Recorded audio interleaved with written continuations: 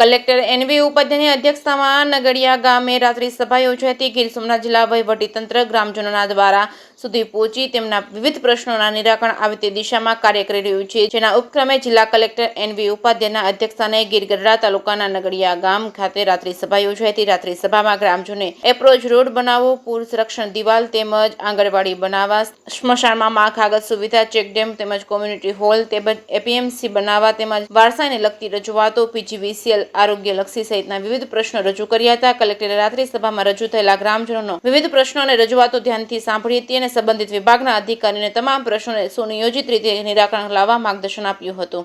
કલેક્ટરે જણાવ્યું હતું કે ગ્રામજનોને પડતી મુશ્કેલીઓ અને પ્રશ્નોની રજૂઆતો પર પૂરતું ધ્યાન આપી તેનું હકારાત્મક નિરાકરણ આવે તે દિશામાં જિલ્લા વહીવટીતંત્ર કાર્ય કરી રહ્યું છે. ગ્રામજનો પણ સંકલન રાખીને ગ્રામનો વિકાસ થાય તે દિશામાં કાર્ય માટે તંત્રને સહયોગ આપે તે ઈચ્છનીય છે. કલેક્ટરે નગડિયા ગામમાં છેલ્લા ઘણા વર્ષોથી સમરસ ગ્રામ પંચાયત બને અને એમાં ખાસ કરીને મહિલા સમરસ પંચાયત છે તેમજ છેલ્લા ઘણા વર્ષથી ગામમાં એક પણ ગુનો નોંધાયો નથી અને પાવન ગામ પણ છે. તેની ગામના સમર્થના વખાણ કર્યા હતા. જે કે ગુજરાતી સાથે મહેશ વાજા, સોમનાથ.